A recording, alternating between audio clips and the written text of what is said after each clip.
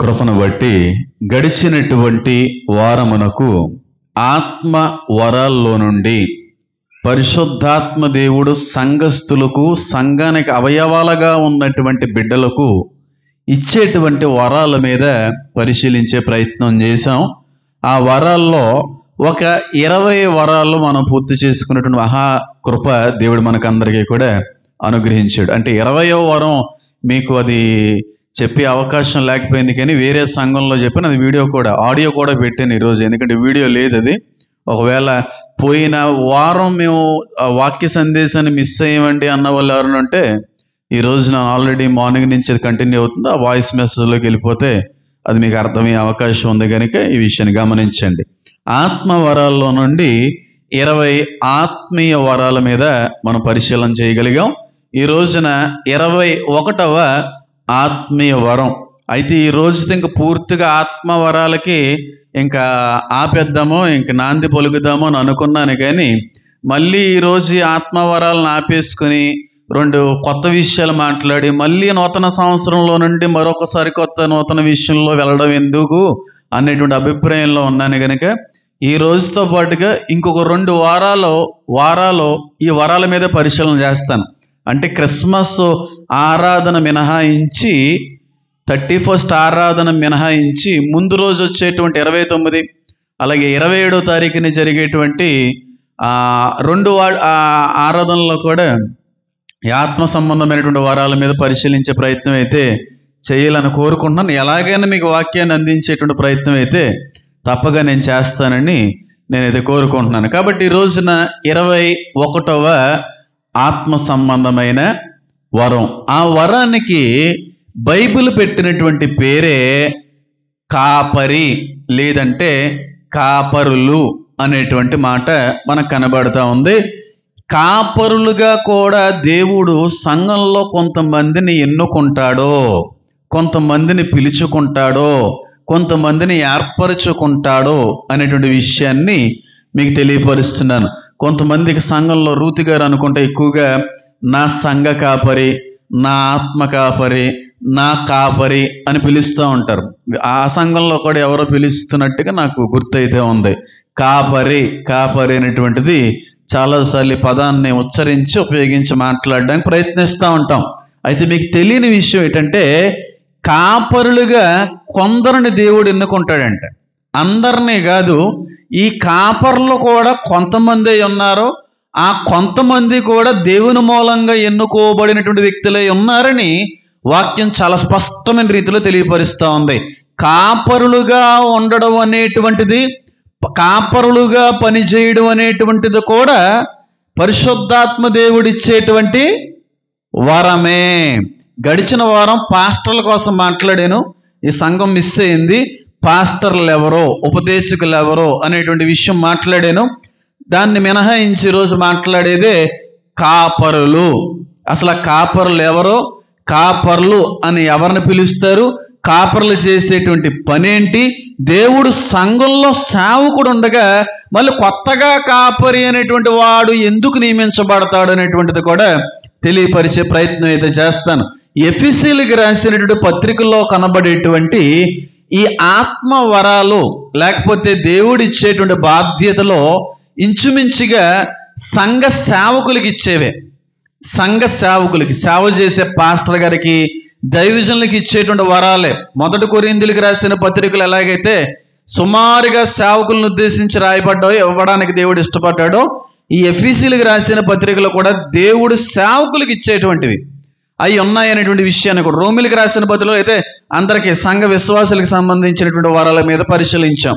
ఎఫెసీయులకు రాసిన పత్రిక 4వ అధ్యాయము కానీ ఈ రోజున మన ప్రధానమైన ప్రాముఖ్యమైన అంశంగా గమనించినట్టయితే, సంఘంలో కొందరిని దేవుడు కాపరులుగా ఎన్నుకుంటాడో ఆ కాపరులు చేయు పని ఏంటి, ఆ కాపరుల యొక్క తీరేంటి, వాళ్ళ యొక్క లక్షణాలు ఏ విధంగా ఉంటాయి, కాపరులను ఎలా మనం గుర్తించగలమో అనేటువంటి అనేక విషయాలు ఈ రోజున పరిశుద్ధాత్మ దేవుడు మీతో నా ద్వారాగా మాట్లాడతారని నేనైతే నమ్ముతున్నాను. ఎఫెసీయులకు రాసిన పత్రిక 4వ అధ్యాయము 13వ వచనము ఆఖరు నుండి పై భాగాన్ని కని మనం చదివితే అక్కడ ఒక చక్కటి మాట కనబడతా ఉంది.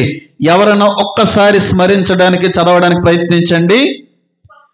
కొందరిని కాపరులుగా నియమించెను. ఎందరినంట చెప్పాలి? కొందరిని కాపరులుగా నియమించెను. కిందేమో ఉపదేశకులుగా. వీరు ఎవరంటే పాస్టర్లు. ఉపదేశకులు అనగా టీచర్లు అన్నమాట. అభ్యసించువారు, లేదంటే ఆ టీచర్లుగా ఉన్నవారు, నేర్పించేటువంటి వారు అందరూ కూడా ఈ ఉపదేశకుల జాబితాలోకి వెళ్తారు.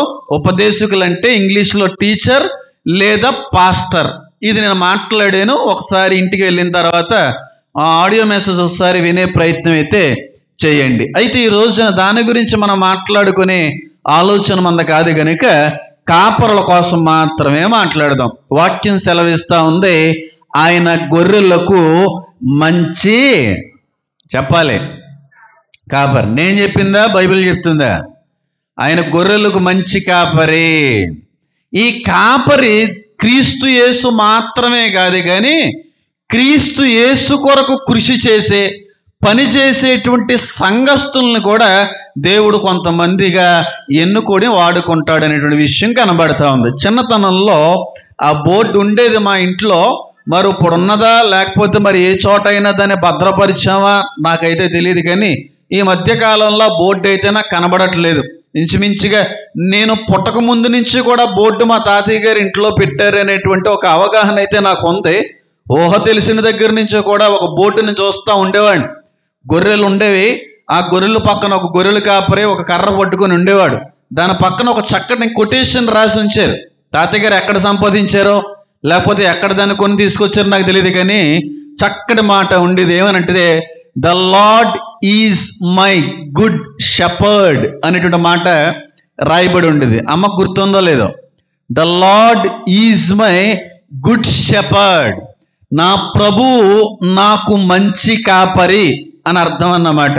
తర్వాత ఎక్కడో దాచినట్టున్నారు నాకు తెలియదు, కానీ చాలా అద్భుతమైనటువంటి అర్థాన్ని ఇచ్చేటువంటి మాట.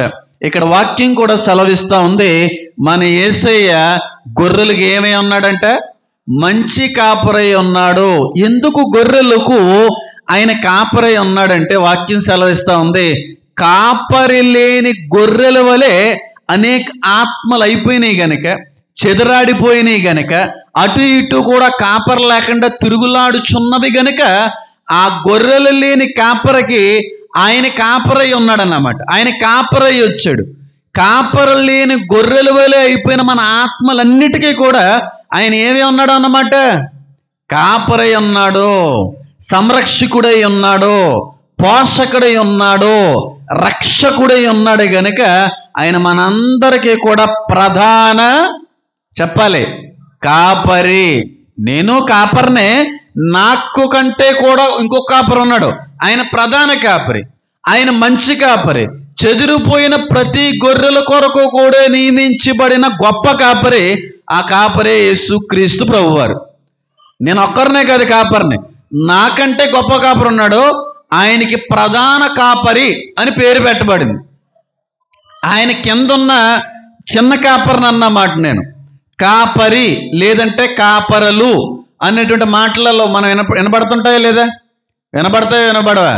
కాపరి అన్నాను నేను, కాపరాలు అనలేదు నేను. కాపరి వినబడతాయా? చక్కగా వినబడతాయి. గేదెల కాపరి, ఆవుల కాపరి, గొర్రెల కాపరి, కోళ్ళు కాపరి, బాతులు కూడా కాపర్లు ఉంటారు. మీరు చూసారో లేదో? రోడ్డు మీద వెళ్తున్నారు అనుకో, ఎంత చక్కగా క్రమబద్ధంగా వెళ్తూ ఉంటాయి. మనం అన్నంత నైస్గా నడవేమో, లైన్ మళ్ళీ దాటవై రోడ్డు నీట్గా క్రాస్ చేస్తూ ఉంటాయి. రోడ్డు పక్కనే వెళ్తూ ఉంటాయి. ఏమీ బుర్ర లేని జ్ఞానం లేని అయ్యన్నా సరే బాగానే వెళ్తూ ఉంటాయి. కానీ బుర్ర ఎక్కువైపోయిన మనం మాత్రం ఎలా వెళ్ళకపోతున్నాం? క్రమంగా వెళ్ళకపోతున్నాం. అవునా కదా? అన్ని చోట్ల కాపర్లు అనేటువంటి వారు కనబడుతూ ఉంటారు. మూగజీవులకి, నోరు లేనటువంటి పశువులకి చాలామంది కాపర్లను నియమిస్తూ ఉంటారు. ఈ మధ్యన చదువుకున్న వాళ్ళకైనా సరే అంత జీతాలు లేవు, కానీ ఈ కాపర్లకి జీతాలు ఎక్కువైపోయినాయి. ఈ మధ్యన కాపర్లు ఏమని పిలుస్తూ ఉంటారని అయినా పెద్ద బాబు పైలి కాపులా చదువుకుని ఎంబీఏలు చేసి బీఫార్మసీలు చేసి వాళ్ళకి అన్న జీతాలు లేవు, కానీ ఈ పైలికాపులకి ఎంతంత జీతాలు ఉన్నాయో. రీసెంట్గా పాపం పెద్ద వాళ్ళ వ్యవసాయంలో సహకారిగా ఉన్నటువంటి సాయి పైలికాపు, ఆయన చాలా మంచోడైన, అయితే పాయిజన్ తీసుకుని చచ్చిపోయాడు. ఆయన సూసైడ్ చేసుకొని చచ్చిపోయిన తర్వాత ఇద్దరు అన్నదమ్ములకి పని అధికమైపోయింది, చేయలేకపోయేవారు. ఎందుకంటే పాడి పరిశ్రమల పని అంటే చిన్న విషయం కాదు. చాలా మంది ఒక అవసరత, సహకారము, ప్రయాస ఉంటేనే తప్ప అది జరిగే విషయం కాదు. ఒక చిన్నపిల్లల్ని మనం కంట్రోల్ చేయలేకపోతున్నాం, వెనకాల కూర్చొని నాకు చిన్నపిల్ల పాపనాయి. అలాంటిది గేదె పిల్లల్ని, ఆవు పిల్లల్ని ఒకడు ఎలా కంట్రోల్ చేయగలడు చెప్పండి ఒకసారి. అంత కష్టమైనటువంటి పరిస్థితి. చచ్చిపోయాడు, సూసైడ్ చేసుకుని సాయి చచ్చిపోయాడు. నేను ఇంచుమించుగా వ్యక్తిని బట్టి 2 వారాలు బాధపడ్డాను. 2 వారాలకు పైగానే, ఇంచుమించు ఒక 3 వారాలైనా సరే ఆ వ్యక్తి కొరకు నేను చాలా బాధపడ్డాను. ఎందుకంటే ఆ వ్యక్తి నాకు చేసిన పరిచర్య, నా కుటుంబాన్ని చేసినటువంటి సేవా పరిచర్య, నాకు అవసరం వచ్చినప్పుడు ఆ వ్యక్తి వచ్చి ఎన్నో పనులు చేశాడు. ఎన్ని గుర్తొచ్చి చాలా విలువలాడిపోయాను. అయ్యో, అంత ఇబ్బంది, అంత భయంకరమైన మానసిక ఒత్తిడిలో ఆ వ్యక్తి బతుకుతున్నాడన్న విషయం నాకు తెలుసుంటే మాట్లాడే ప్రయత్నం చేద్దాను కదా అని చెప్పి చాలా విలువలాడాను. తర్వాత దేవుడికి వదిలిపెట్టేశాను, దేవుని చిత్తానికి వదిలిపెట్టేశాను. తర్వాత వీళ్ళు విలువలాడిపోయారు. ఎందుకంటే పైలికాపు ఎప్పుడైతే పనిలోకి రావడం మానేశారో వీళ్ళు పైలికాపులు అయిపోయారు. ఇప్పుడు మీకు అర్థమైందో లేదో, వీళ్ళు యజమానులే పైలికాపుతో పని చేస్తూ ఉంటారు, వీళ్ళు ఎంతో కొంత పని చేస్తారు. కానీ అసలైన రాలేనప్పుడు వీళ్ళకి పని అధికమైపోయింది, ఎక్కువైపోయింది. నేను రోజు అడుగుతూ ఉండేవాడిని, చిన్న వచ్చిన ప్రతిసారి కూడా, చిన్న కొత్త పన్నుని నెట్టుకున్నారంటే లేదని ఎవరు రానంటున్నారని అన్నాడు. 2 నెలలకో 3 నెలలకో మొత్తానికి పెట్టుకున్నారంటే ఆ పైలికాపుకి కూడా అడ్వాన్స్ ఉంటేనే. ఉద్యోగ సంస్థల్లో ఉద్యోగస్తులు కూడా లేరా బాబా అడ్వాన్సులు? ఎంతనైనా అడ్వాన్స్ 10,000 8,000 అన్నాను. 50,000 అన్నాయా? ఇటు 50,000, ఇటు పైలికాపు కూడా 50,000 అడ్వాన్స్ అయినా ఏం చేస్తాడో కదా, ఇస్తానంటేనే వస్తాడు, లేదంటే డ్యూటీ మానేస్తాడంట అన్నాడు. అంతే బాబా, ఇంకా 9,000 బాబా, 50,000 అడ్వాన్స్. పైగా ఏమవ్వాలి, నెలకొచ్చేడు 10,000 రూపాయల జీతం, వేడి టిఫిను బిర్యానీ వండితే ఫస్ట్ గరిట ఆయన చేతిలోనే పడాలా. ఒకవేళ వేడి చల్లారిందంటే ఉద్యోగం మారిపోదు మళ్ళీని. ఉన్నారంట అలా, బయట పనులు అలాగే ఉన్నారు. వేడి టీ ఇవ్వకపోయినా, ఫస్ట్ వండినటువంటి మొక్కలు ఇవ్వకపోయినా, బిర్యానీ వండిన తర్వాత ఫస్ట్ ప్లేట్లో వాళ్ళకి ఎట్టకపోయినా వేరే ఇంటికి పోతున్నారు వాళ్ళు. ఒకప్పుడు పనులు మనం చెప్పినట్టు ఇన్నివాళ్ళు, ఈరోజు పనులు చెప్పినట్టు మనం వినాలా, లేకపోతే పని మానేస్తారు వాళ్ళు. అవునంటారా కాదంటారా చెప్పండి. కాబట్టి చాలా ఇబ్బంది పడిపోయారు వాళ్ళు. మొత్తానికి ఏదో రకంగా 50,000 1,00,000 రూపాయలు ఎక్కడో సంపాదించి అడ్వాన్స్ ఇచ్చి పెట్టుకోవడం జరిగింది. ఇప్పుడు ఆ కాపర్లు చేసేటువంటి పని ఏంటి నేను అడుగుతున్నాను. గొర్రెల కాపర్లు ఉన్నారు, మేకల కాపర్లు ఉన్నారు, గేదెల కాపర్లు ఉన్నారు, కోళ్ళు బాతుల కాపర్లు కూడా ఉన్నారు. వాళ్ళు చేసే పని ఏంటి అది మీరు చెప్పగలిగితే నేను చెప్పేటువంటి వాక్యం మీకు బాగా అర్థమవుతుంది. కాపర్లు చేసే పని ఏంటి? సింపుల్గా చెప్పాలంటే వాటి యొక్క యోగక్షేమాలు బాబోగలో చూసుకుంటారో, ఇంతే కదా పని.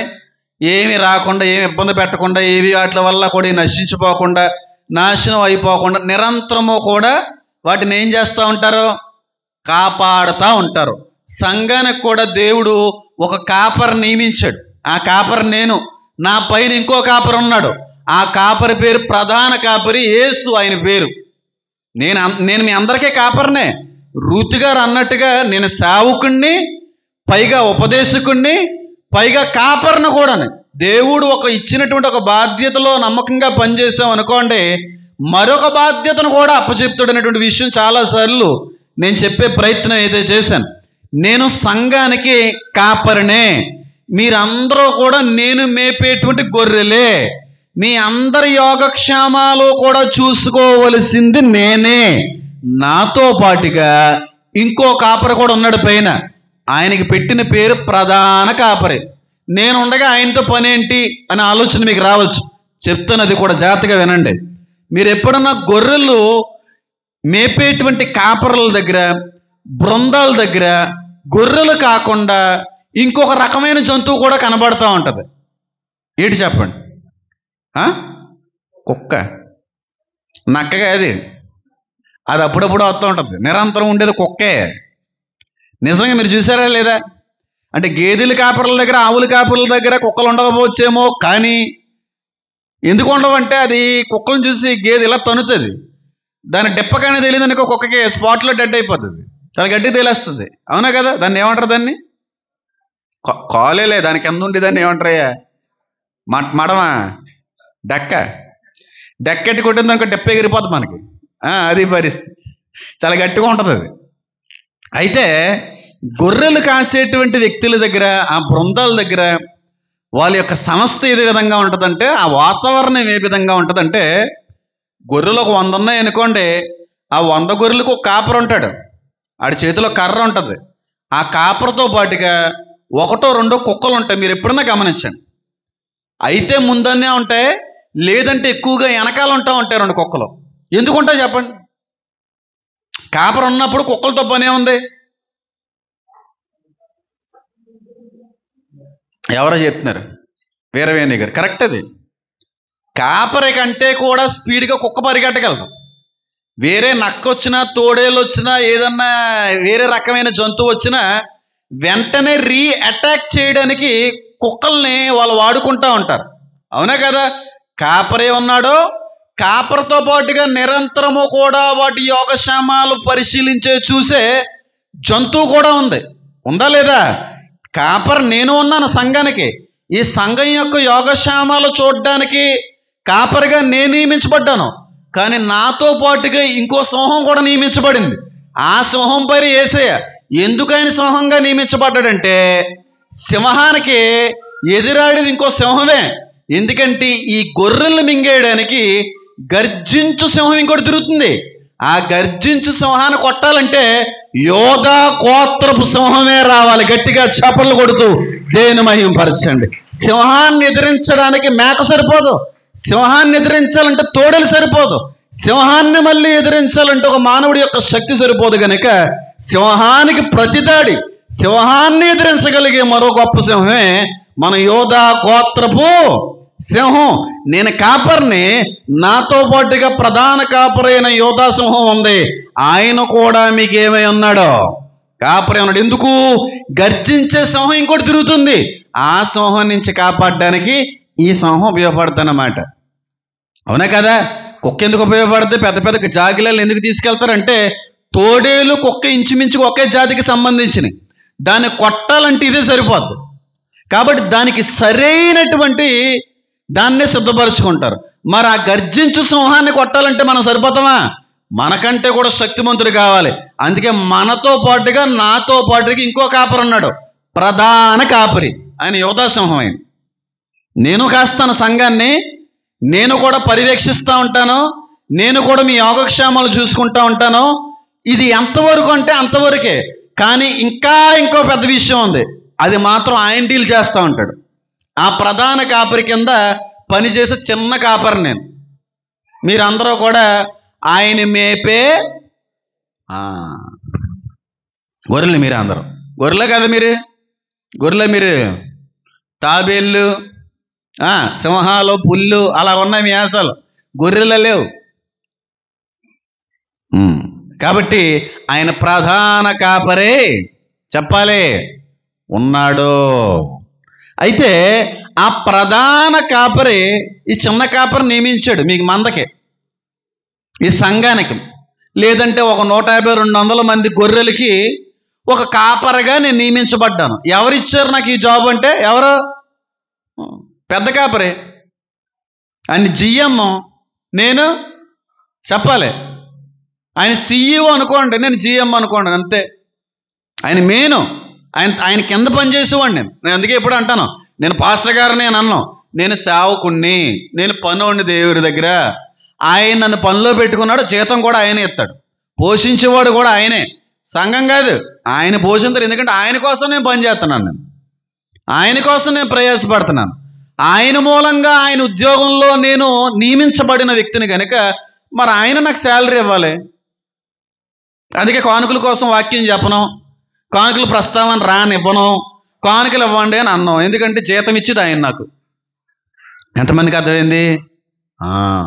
కాబట్టి ఆ ప్రధాన కాపరి ఈ గొర్రెలన్నిటికీ కూడా ఒక కాపరి నియమిస్తాడు. కొందరినే నియమించుకుంటాడు, అందరినీ కాదు, కొందరు నియమించుకుంటాడు. అందుకే వాక్యం సెలవిస్తూ ఉంది, నా గొర్రెలకు నేను మంచి కాపరినై ఉన్నాడు. మంచి కాపరి ఎప్పుడూ కూడా ఇంకొక వ్యక్తిని ఏర్పరచుకున్నప్పుడు ఆడ కూడా మంచోడే ఉండాలని కోరుకుంటాడా? ఇప్పుడు పెద్ద యజమానుడు మంచోడండి, చాలా మంచోడు. ఆ కుటుంబంలో ఆ వ్యక్తి కంటే మంచోళ్ళు ఎవరు లేరు. నేను చెప్తున్నాను కదా, నేను క్లియర్గా చెప్తున్నాను. చాలా జ్ఞానం, చాలా తగ్గింపు, చాలా మంచి ఆలోచన విధానం అబ్బాయిది. మిగతా వాళ్ళ గురించి నేను ఎత్తాలనుకోవట్లేదు. చాలా మంచోడు అబ్బాయి. ఇప్పుడు ఆ అబ్బాయికి ఒక మంద ఉంది, ఒక 20-30 గేదెలు ఉన్నాయి.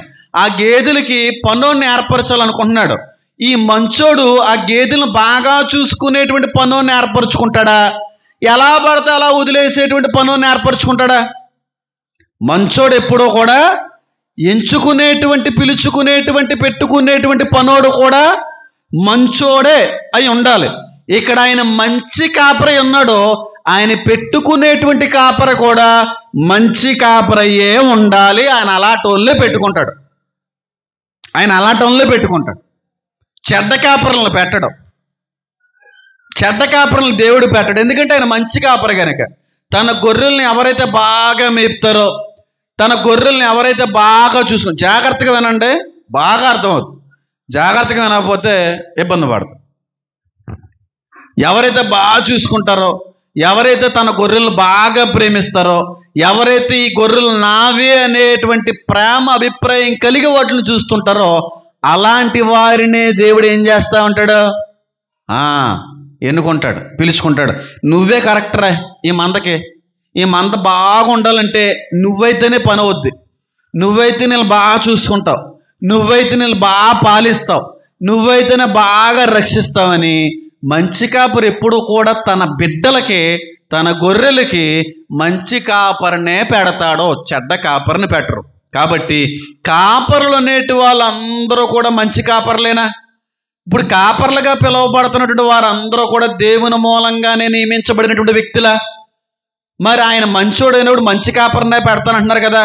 ఇప్పుడు మన సంఘం గురించి మినహాయించి మాట్లాడే ప్రయత్నం చేస్తే, మనలాంటి మందలు సామలకోటలో చాలా ఉన్నాయి కదా, మనలాంటి మందలు కాకినాడలో చాలా ఉన్నాయి కదా, మనలాంటి మందలు రాగంపేటలో చాలా ఉన్నాయి కదా, మన వంటి మందలు మన దేశంలో ప్రపంచవ్యాప్తంగా చాలా ఉన్నాయి కదా. ఒక్కొక్క మందకి ఒక్కొక్క కాపరిని దేవుడు నియమించాడు కదా. ఇప్పుడు ఆ కాపర్లో దేవుని మూలంగానే పెట్టబడిన వ్యక్తులా, లేకపోతే వేరే విధాలుగా వచ్చినటువంటి వ్యక్తులా? అది కూడా మనం ఆలోచించవలసిన అవసరత ఉన్నది. జాగ్రత్త గమనించండి. మీకు కళ్ళు తెరవబడి సత్యాలు చెప్తాను. అందరూ కాపర్లు కాదు. కాపర్లో కషాయి కాపర్లు కూడా ఉంటారు. కాపర్లో గొర్రె తోలు కప్పుకున్నటువంటి తోడేళ్ళు కూడా కాపరులుగా వస్తుంటారు. జాగ్రత్త గమనించండి.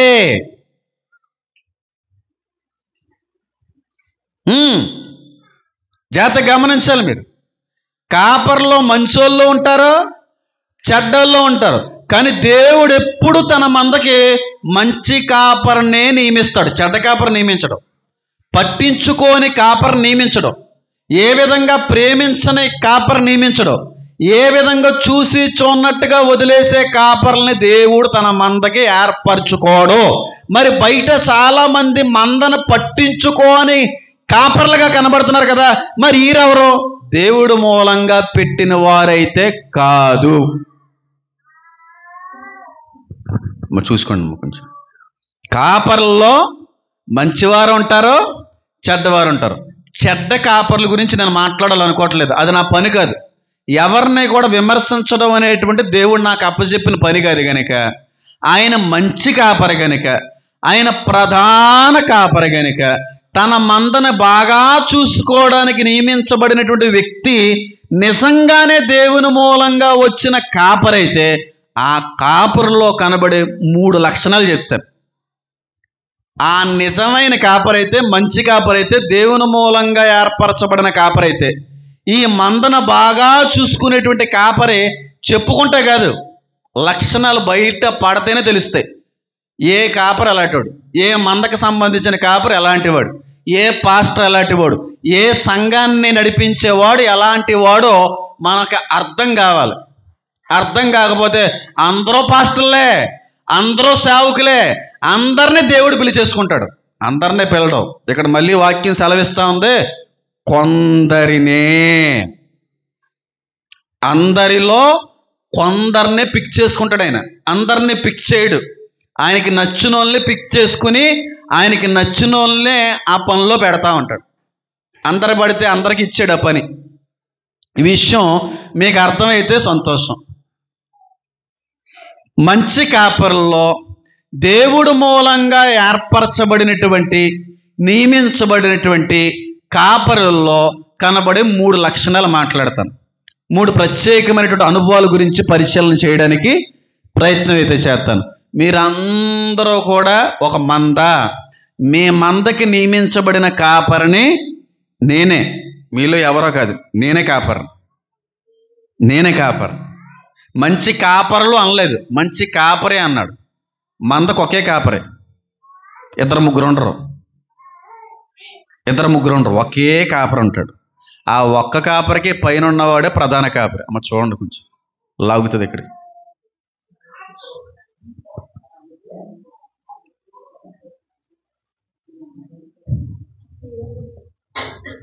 కాబట్టి నిజమైన మంచి కాపరిలో కనబడేటువంటి 3 విషయాలు మాట్లాడే ప్రయత్నం చేస్తాను. జాగ్రత్తగా గమనించండి.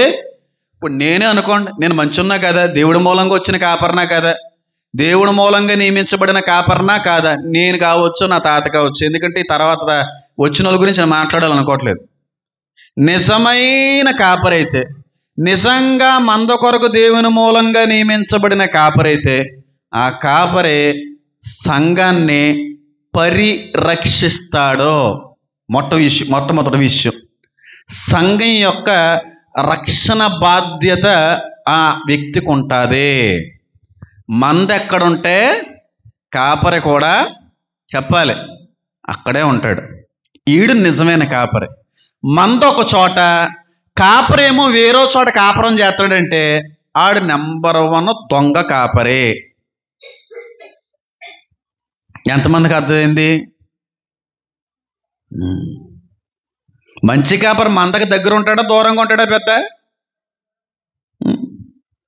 మరి మంద ఎక్కడానే, పాస్టర్ గారు ఏమో ఇంకెక్కడో చోట ఉంటారంట. ఆయన మంచి కాపరి ఎలా అవుతాడు?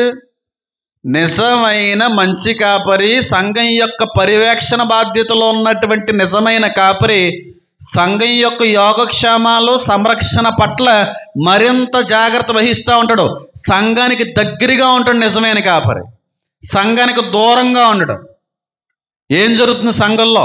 సంఘం యొక్క ఆత్మలు ఏ విధంగా ఉన్నాయి, ఏ విధంగా కట్టబడుతున్నాయి, ఏమన్నా బలహీనతల్లో పడిపోతున్నారా, ఏవైనా లోట్లు ఏమన్నా కొత్తగా మొదలవుతున్నాయా, సంఘం ఆత్మీయంగా ఎదుగుతుందా లేకపోతే రోజు రోజుకి బలహీన పడిపోతుందా అన్నదే దగ్గరుంటే తెలుస్తుందా, దూరంగా ఉంటే తెలుస్తుందా? మీరు చెప్పండి అమ్మా. కానీ ఈ మధ్యన కాపర్లు ఎలా ఉన్నారు? హైదరాబాద్లో కాపర్ ఉంటారు, ఇక్కడ మాత్రం స్క్రీన్ వేస్తాడు ఆయన. మీ పేర్లు అయితే ప్రస్తావించాలనుకోవట్లేదు. మంచి కాపరని నేనైతే అనుకోవట్లేదు. నువ్వు దగ్గర లేకపోతే వాళ్ళ యొక్క ఆరోగ్య స్థితి ఎలా తెలుస్తుంది, వాళ్ళ యొక్క పరిస్థితి ఏ విధంగా తెలుస్తుంది, వాళ్ళ యొక్క బలహీనతలు ఏమై ఉన్నాయనేటువంటి ఆలోచన మనకు వస్తుంది చెప్పండి. దగ్గరుంటేనా తెలుస్తుంది. అంతేకాని మందన ఇక్కడ ఇట్టేసి ఒక 50 కిలోమీటర్ల దూరంలోనేమో కాపురం ఉండి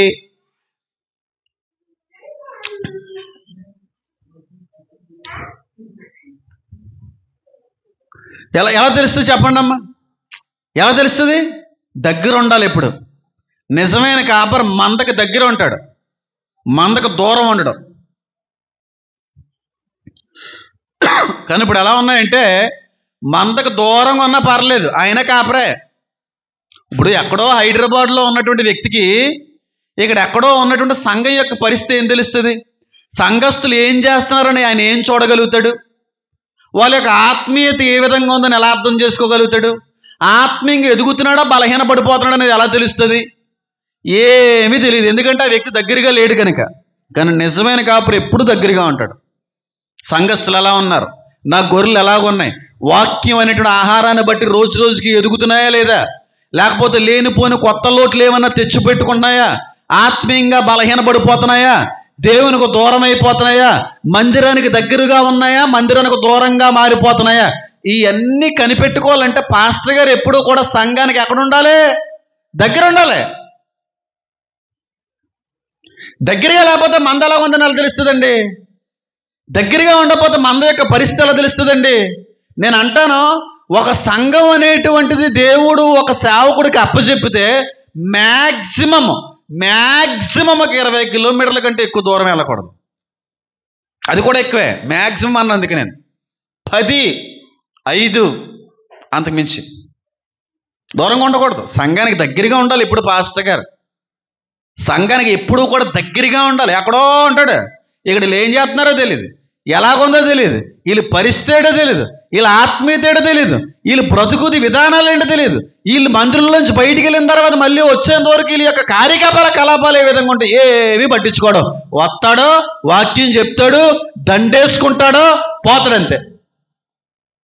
దొంగన అల్లలు పచ్చిగా మాట్లాడలేదు, దొంగన కుక్కలు కాపరను కూడా అన్న నేను. వాళ్ళకి మందతో పని లేదు, మంద ఆరోగ్యంగా ఉందా లేదో పని లేదు, మంద యొక్క పరిస్థితి పని లేదు. నాకు పాలు ఇస్తుందా లేదా మంద. పాలు అంటే ఈ పాలు కాదు, ఈ పాలు. వాళ్ళతో నా పనేటి, వాళ్ళు ఎలా ఉంటారు నా పనేటి, నేను వాక్యం చెప్పానా పోయినా, వాళ్ళు నా కానుక ఇచ్చారో లేదా, అంతేగాని వాళ్ళు ఏం చేస్తున్నారో, ఎదుగుతున్నారో లేదా, ఆత్మీయంగా బలపడుతున్నారో లేదా, ఏమన్నా వ్యసనాలు లోట్లు ఏమి పట్టించుకో. నాకేంటంటే అడు వేస్ట్ కూడా నా అర్థం. నేను అందుకే అంటాను ఎప్పుడో కూడా, ఏ వందల సంఘాలు ఏం అవసరం లేదమ్మా. ఒక సంఘం చాలా ఎక్కువ మనిషికి, ఒక సేవకుడికి, ఒక కాపరికి. ఒక సంఘాన్ని చూసుకోవడం చాలా కష్టం అంటాను నేను. కాదు కూడదంటే ఒక 2, అది కూడా చాలా దగ్గరగా ఉండాలి ఆ కుటుంబానికి, ఆ ఇంటికి.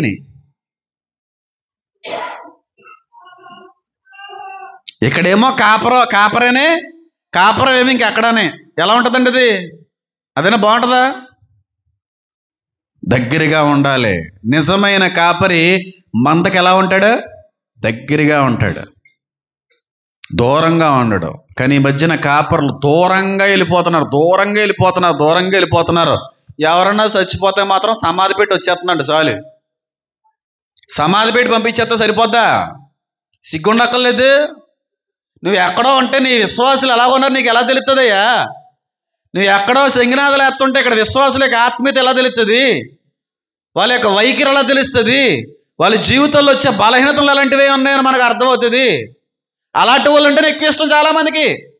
మా కుమారు గారండి, నీ బొంద ఏం కది, పేరు అనలే బాగోదు. అలాంటి వ్యక్తులను వెంబడించే వాళ్ళు మరింత భయంకరమైన శాపగ్రస్తులు. ఒకసారి ఆలోచించండి అమ్మా, 500 కిలోమీటర్లు 600 కిలోమీటర్ల దూరంలో ఎక్కడో పాస్టర్ గారు ఉంటే 500-600 కిలోమీటర్ల దూరంగా ఉన్న విశ్వాసుల యొక్క బాధ్యత ఎవరిది? ఆ గొర్రెలు పట్టించుకునేది ఎవరు? ఓ 2-3 నెలల క్రితం ఎప్పుడు అనుకుంటాను, నాకు చిన్న పెద్ద చెప్తే నాకు అర్థం తెలుసు, అది గుర్తుంది. నా కళ్ళతో చూసినటువంటి సంఘటనలు కూడా చాలా ఉన్నాయి. పెద్దవాళ్ళకు సంబంధించినటువంటి గేదో ఆవో ఆ రోజు అసలు సిసలైన కాపరి గారు లేకపోతే వేరే పైలిగా ఎక్కడికి వెళ్ళినట్టున్నాడు. గడ్డి కొట్టేసినటువంటి మందు కొట్టేసిన గడ్డి తిని ఇస్తుందండి ఆవు. ఏదో కదా గేదె, చాలా పెద్ద ప్రమాదం అయిపోయింది. తప్పెవరిది? గేదెను చూసుకునేటువంటి పనుడుదా? సంఘం తప్పిపోతుందంటే తప్పు వాళ్ళది కాదు, సరిచేయని కాపరిది. క్రమంలో నడిపించిన కాపరిది. అయినా వాళ్ళు నడుపుతున్నారంటే ఇంత చెప్పినా అది వేరే విషయం. బొంబాయి చెరువు గట్ట అని ఉంది అక్కడ, అక్కడి నుంచి నీళ్ళు వస్తూ ఉంటాయి మనకి ఎప్పటికే కూడా. చాలా లోతట్టు ప్రాంతం అది, చాలా లోతు ఉంటుంది అక్కడ. ఇంచుమించుగా మన ఊర్లో అక్కడ దొరికినంత నాణ్యమైనటువంటి చేప ఇంకెక్కడ దొరకదు. చాలా రేటు కూడా ఎక్కువ ఉంటుంది. ఆ నీటిలో పెరిగేటువంటి చేపకి రేటు ఎక్కువ ఉంటుంది, రేటుతో పాటుగా రుచి కూడా ఎక్కువ ఉంటుంది. మేము అక్కడ నా ఫ్రెండ్స్ ఇది పోలీస్ ట్రైనింగ్ వాటికి పెడతా ఉండేవారు. 5K ఇట్లకి పెట్టినప్పుడు రన్నింగ్ చేస్తూ ఉండేవారు. ఇంచుమించుగా దాని సర్కమ్స్టెన్స్ ఎంత ఉంటుందంటే ఒక 4-5 మీటర్స్ ఉంటుంది ఆ పెద్ద చెరువు అంతా కూడా. మేము సాయంత్రకాల సమయం తెల్లవారుజామున వెళ్ళిపోయేవాడిని మా ఫ్రెండ్స్తో పాటుగా. వాళ్ళు అలాగా రన్నింగ్ చేస్తూ ఉంటే నేను కన్నెట్టుకుని తిరుగుతూ ఉండేవాడిని. నా పని అదే, వాళ్ళ పని వాళ్ళదే. అయితే ఒక రోజున ఒక ఆవు బొంబాయి చెరువు గట్టులో పడిపోయింది. పొద్దున్న అలాగా పడిపోయింది. మధ్యాహ్నం అయినా సరే దాన్ని చూసినోడు ఎవరు లేడు. కొట్టుకుంటాం, చాలా ఇబ్బంది పడిపోతుంది అది. సాయంత్రకాల సమయానికి ఆ పని చేసేవాడి దగ్గరికి మందంతా వచ్చేస్తుంది. ఒకటి తప్పిపోయింది, కనబడట్లేదు. ఇదేం తప్పిపోయింది, ఇదేంటి తప్పిపోయిందని ఎక్కడికో పోయిందేమో చెప్పి అటు ఇటు ఎదిగాడు, వెళ్ళిపోయాడు, మొత్తానికి తీసుకుపోయాడు మకానికి. ఓనర్ గారు తెలిసిపోయింది, ఎవరే ఆవు కనబడట్లేదు ఏవేంద్ర అంటే, ఏమండి నేను ఎదిగానండి అయ్యగారు, ఎక్కడా కనబడలేదని చెప్పి. ఎక్కడో కనపడకపోవడం ఏంటారు బాబు, నువ్వే కదా తీసుకెళ్ళని చెప్పి ఆయనే అంతా కలిపి టార్చ్ లైట్లు వేసుకుని వచ్చి బొంబాయి చెరువు గట్టి దగ్గరికి లైట్లన్నీ వేసుకుని వస్తుంటే ఆ ఒడ్డున అలా బుర్ర పైకెట్టి ఉందంతే. ఇంకో గంట ఉంటే ములిగిపోద్ది అది. తర్వాత అడిగారు ఆ పైలికాపుని, ఎవరే ఏం చేస్తున్నాడు రీడు, ఈ గేదెలు అవి కాసుకోకుండా ఏం చేస్తున్నాడు అంటే, పక్కన ఉన్న ఆయన చెప్తున్నాడు, ఆ తాటి చేతి కింద కళ్ళు తోగుతున్నాడండి, పేకాడుతున్నాడు. గేదెలేమే కూడా వదిలేశాడు, తాటి చెట్టు కింద ఏం చేస్తున్నాడు.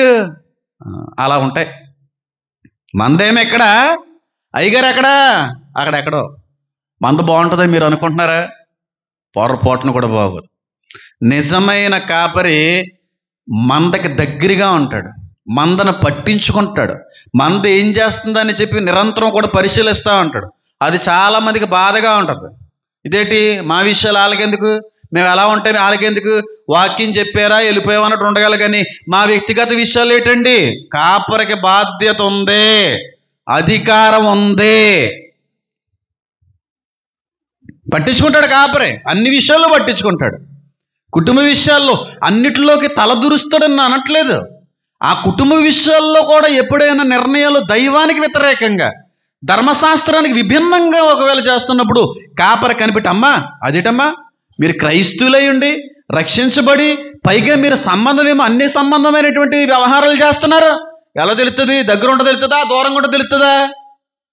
అదేటమ్మా బాప్తీసం పొందుకున్నారు, బాప్తీసం పొందుకొని అన్ని రీతి పెళ్ళి అంటున్నారేటమ్మా, అన్నిలు పెళ్లి చేస్తానన్నారేటమ్మా, ఎలా తెలుస్తుంది? పట్టించుకుంటేనా పట్టించుకోకపోతేనా? ఈరోజు పట్టించుకుంటే బాధ ఎక్కువైపోతుంది విశ్వాసులకి. కానీ నిజమైన కాపరి ఖచ్చితంగా పట్టించుకుంటాడు, అన్ని విషయాల్లో పట్టించుకుంటాడు, ఆత్మీయతలో పట్టించుకుంటాడు, వాక్య విషయంలో పట్టించుకుంటాడు, వాళ్ళ జీవితాలను కుటుంబాలను పట్టించుకుంటాడు నిజమైన కాపరే. నాకెందుకు వచ్చింది, వాక్యం చెప్పైనా వదిలేసానని కాదు, అన్నిట్లో జాగ్రత్త పడతాడు ఆయన. అది నచ్చట్లేదు కానీ కాపరి పట్టించుకుంటాడు, పట్టించుకోవాలి. వాక్యానికి దైవానికి వ్యతిరేకంగా మంద తొలగిపోతున్నప్పుడు, తప్పిపోతున్నప్పుడు సరిచేసే బాధ్యత కాపరిదే.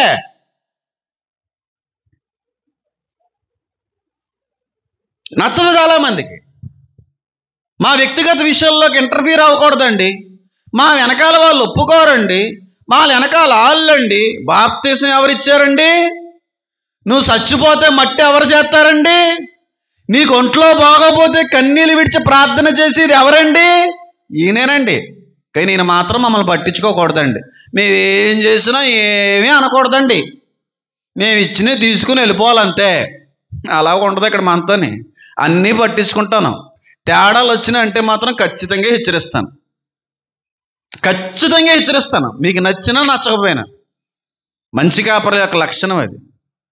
సంరక్షిస్తూ ఉంటాడు మందను ఎప్పటికప్పుడు, నిరంతరమైనటువంటి బాధ్యత కలిగి ఉంటాడు ఆ కాపరమ్మ. పట్టించుకోలేని సేవకులు లేరా బయట? వారానికి ఏదో ఒక్కసారి వచ్చి ఏయో 2 ముక్కలు చెప్పేసి, ఏయో 2 పాటలు పాడేసి, పరలోక ప్రార్థన చేసేసి సంచులు పట్టుకొని వెళ్ళిపోయేటువంటి బోధకులు లేరంటారండి అమ్మా. పట్టించుకోవాలి. నేను అడుగుతూ ఉంటాను, లూది గారినో ప్రసన్న గారినో అందరూ బాగున్నారు, ఎన్ని విషయాలు ఏమైనా తెలిసినాయా, ఏమన్నా ప్రతికూలతలు ఏమన్నా ఎదురవుతున్నాయా?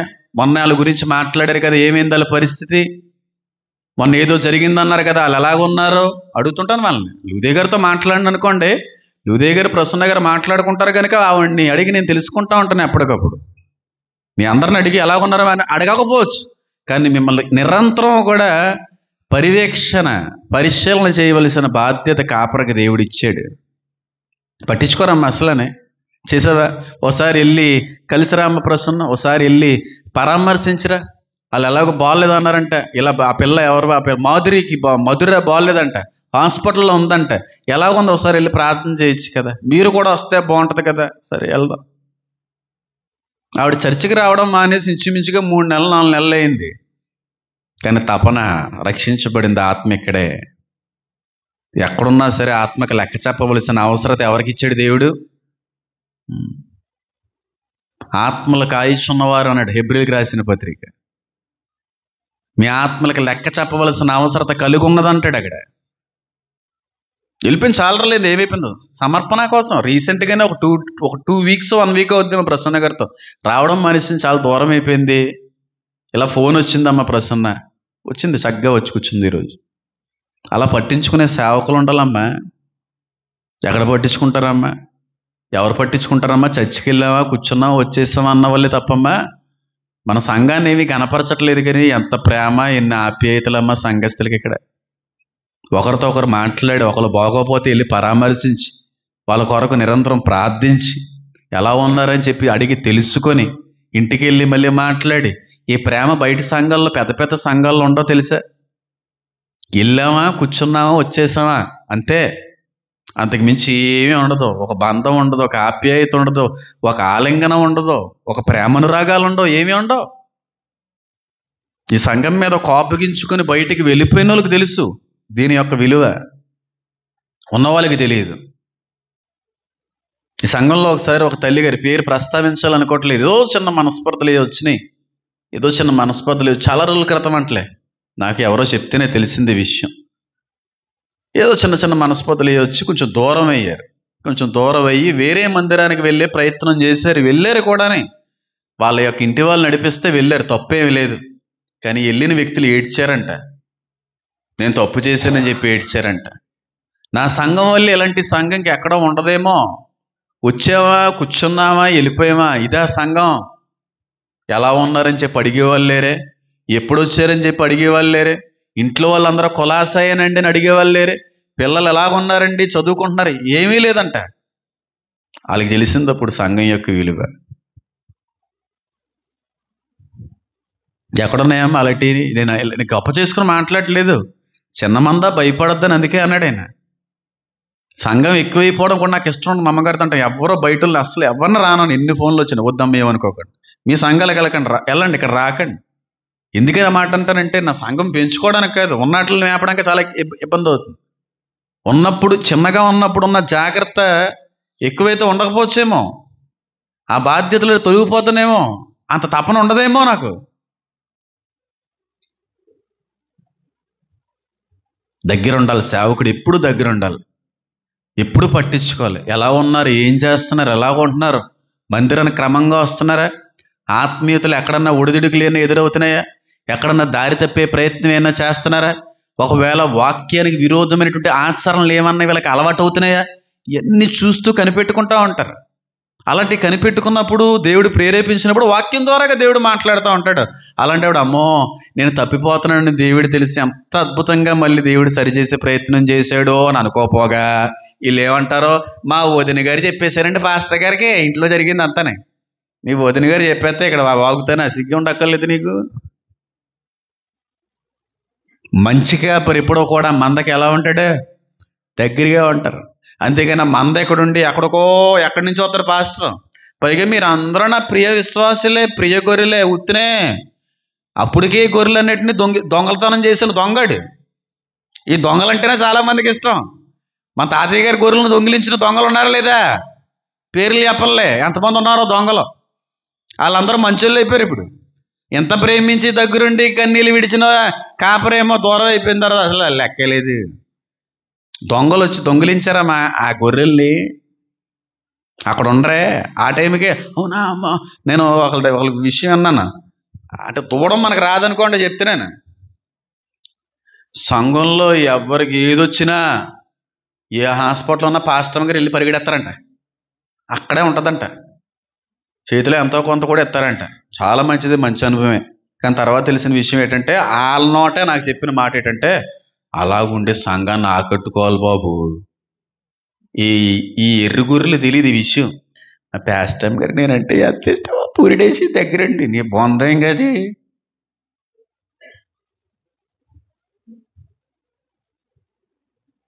నీ బొంద ఏం కది, నాకు చెప్పారు నీకు దువ్వడం రావట్లేదు బాబు, దువ్వడం నేర్చుకో అన్నారు వాళ్ళు.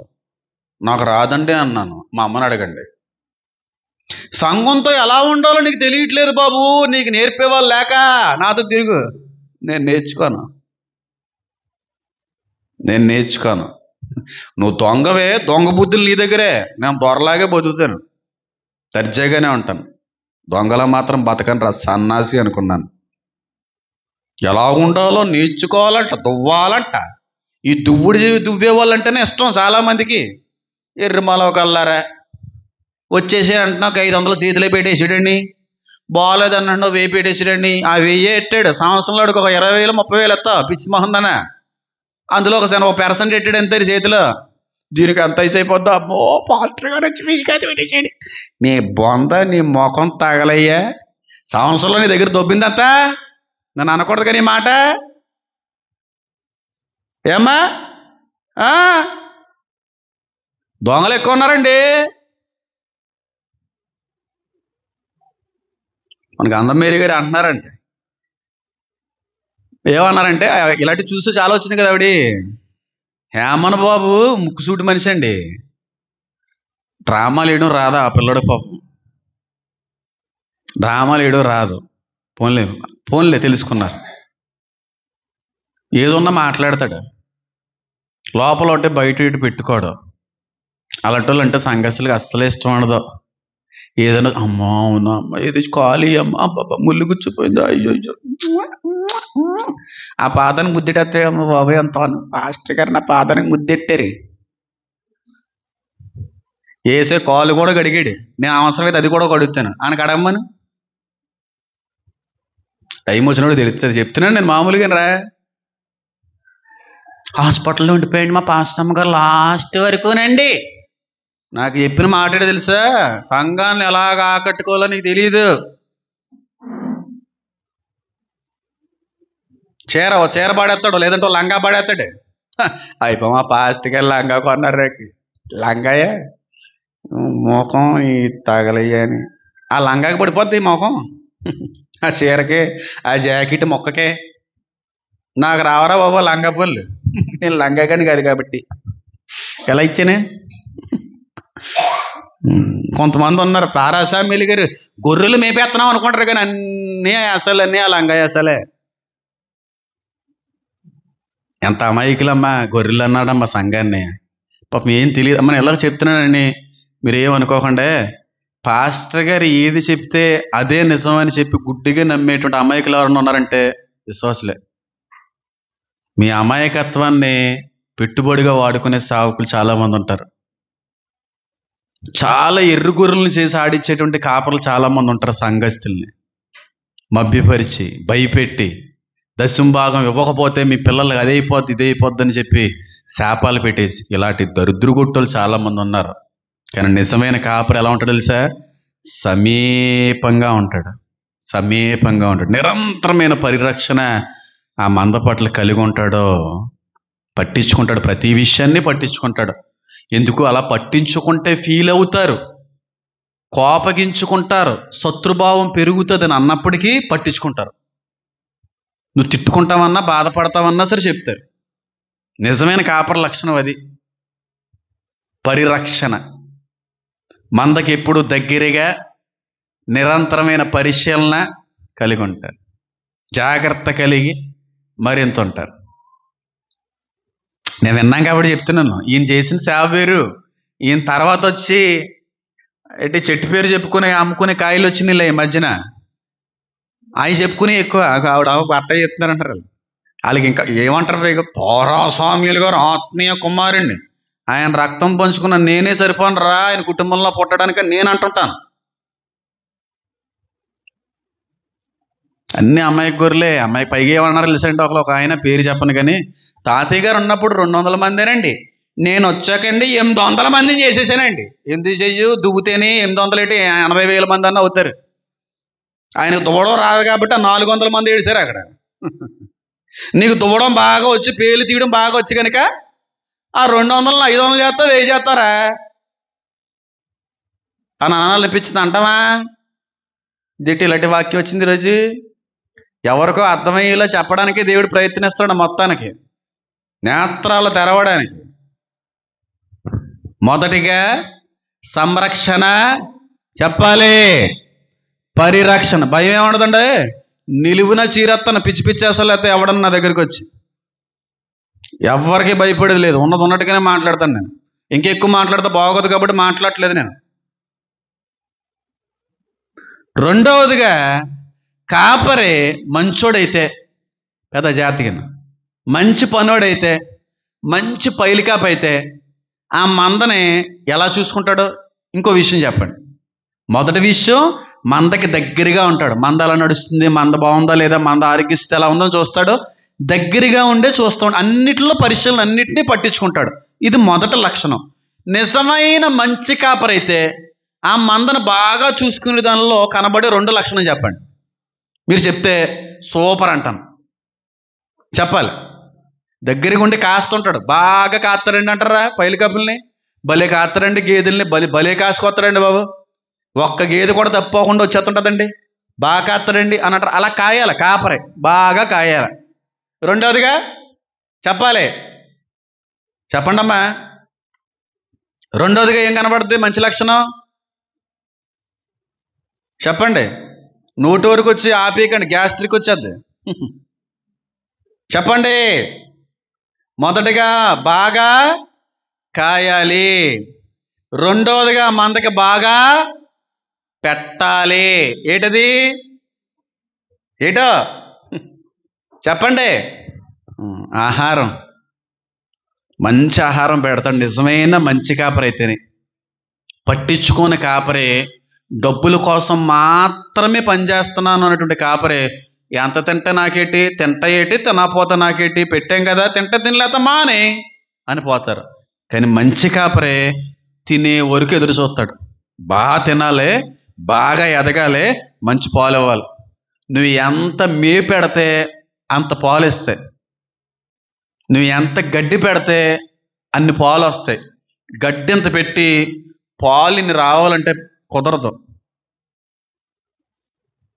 చాలామంది కాపర్లుగా పిలువబడుతున్న వ్యక్తులు మందనికి ఏదో పెట్టాంలే, ఏదో చెప్పాంలే, వాక్యమే కదా ఇనిపోయే వాళ్ళకి వీళ్ళకి అంత ఎందుకులే అన్న వాళ్ళు కూడా ఉన్నారు నా దగ్గర.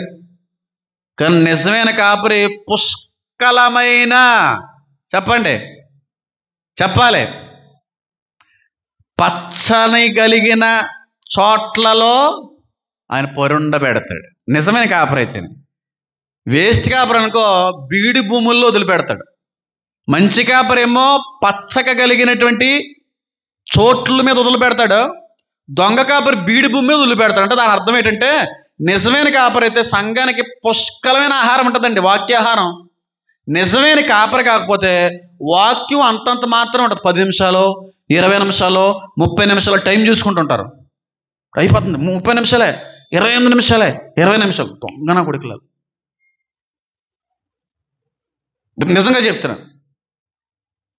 ఏమయ్యా మీరు గేదెల దగ్గర గడ్డది కొనుక్కుంటారు కదా, ఎక్కువ తినేస్తుందని చెప్పి బాధపడతారా?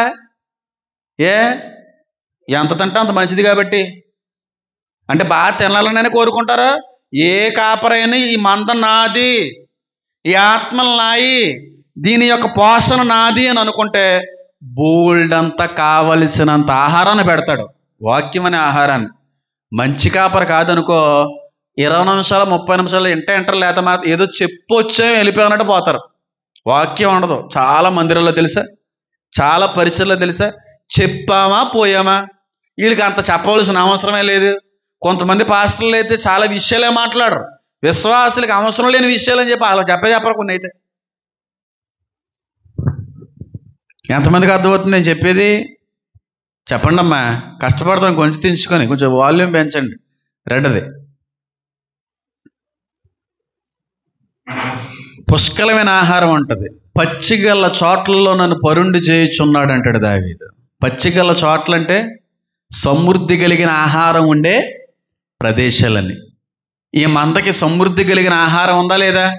కానీ తినడానికి వీళ్ళకి చాలా మందికి ఎక్కసం వస్తుంది. అయ్యి బాబు వాక్యం ఎక్కువైపోతుందని బాబు జీర్ణించుకోలేకపోతాం, ఎందుకు వచ్చిందని అంటున్నారు. మీకు విషయం తెలుసా? ఈ వాక్యం కొరకు తహతహలాడి ఎదురు చూసే వ్యక్తులు నాకు తెలిసి ఎంతమంది ఉన్నారు. బక్క చిక్కుపోయిన గొర్రెలు ఎన్ని మందల్లో ఉన్నాయో తెలుసా? వాక్యం ఉండదు, వాళ్ళకి వాక్యం ఉండదు. చెప్పారంతే, ఏదో మాట అన్నారు, ఏదో వచనం చూపించారు, చెప్పేశారు. ఆత్మ ఫలాలు ఉండవు, ఆత్మ వరాలు ఉండవు, ఆత్మీయంగా ఎదగడం ఏముండదు. ఎప్పుడో కీర్తనలే, కొరిందీలు అపోస్తులు. మరి మిగతా రోమీలు అమ్మో టఫ్ కదండి, కష్టమైనవి కదండి, అలాంటివి ముట్టకూడదండి. అలా ఉంటారమ్మా. ఈరోజు ఆహారం బాగా పెట్టేటువంటి కాపురం ఉండి కూడా తినడానికి మీకు ఎంత నొప్పో. నేను ఇలాగే గొప్ప చేసుకోవాలని నేను చెప్పట్లేదు. నిజమైన కాపురం మందకి మంచి ఆహారాన్నే పెడతాడమ్మా. బీడు భూముల్లో వదిలిపెట్టడం, ఎండిపోయిన గడ్డిని పెట్టడం, పచ్చగడ్డిని, లేత గడ్డిని, మంచి ఆహారాన్నే సిద్ధపరుస్తాడు. నిజంగా ఇక్కడున్న కాపరికి విశ్వాసుల మీద ఎనలేని తపన, తృష్ణ ఉంటే మీరిచ్చే కానుకల గురించి ఉండదు ఆలోచన. మీకు ఎంత ఆహారం పెట్టాలరా అనే ఆలోచనలో ఉంటాడు. కావలసినంత ఆహారం పెడతాడు. మీకు ఇంక పొంగి పొరలాలంతే, పొంగి పొరలాలి వాక్యం. అలాంటి ఆహారం అయితేనే పెడతాడు. ఏదో చెప్పాము పోయామన్నట్టుగా ఆయన పెట్టలేదు, నేనే పెట్టను. ఈ మధ్యన బయట నుంచి వచ్చిన వాళ్ళు పెట్టే ఉంటారు, మరి చోట్ల చేస్తారంట. అలాగే చెప్పామా లేదా, ఒక అరగంట 45 minutes కంటే ఎక్కువగా చెప్పినా అంట మనుషుల యొక్క మెదడు దాన్ని తీసుకోదంట. 45 నిమిషాల కంటే ఎక్కువగా ఏది చెప్పినా మనిషి తీసుకోలేడంట, మెదడు తీసుకోలేడంట. మరి 2.5 గంటల సినిమా ఎలా చూస్తుందిరా ఈ మెదడు?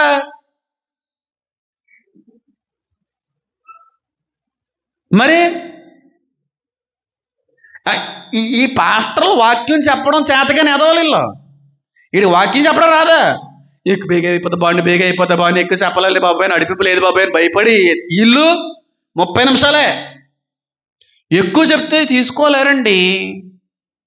40 నిమిషాలే ఉంటుందంటే బ్రెయిన్, తర్వాత చచ్చిపోద్దా. మరి అపోస్తులుడైన పౌలు వాక్యం చెప్తుంటే అర్ధరాత్రి వేళ వరకు ఎందుకన్నది ఈ మెదడు? మరి యేసే కొండ మీద ప్రసంగం చేస్తుంటే ఉదయం 9 నుంచి సాయంత్రం 6 గంటల వరకు ఎందుకు కదలలేదా మెదడు?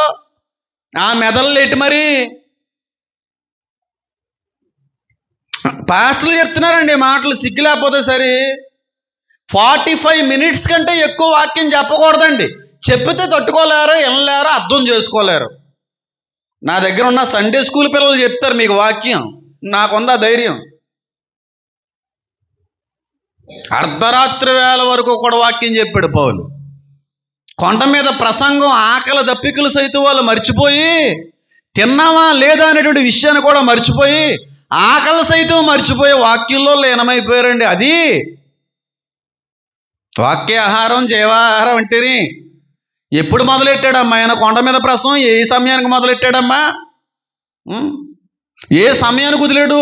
చీకటి పడిపోతున్న వేళ వరకు పట్టుకుని మాట్లాడాడు ఆయన. పుష్కలమైన ఆహారం మంచి కాపరి మాత్రమే పెడతాడు. దొంగ కాపరి చెప్పావా పోయావా అన్నట్టు ఉంటాడు. ఫుల్ వాక్యం ఉంటుంది నిజమైన కాపరి అయితే.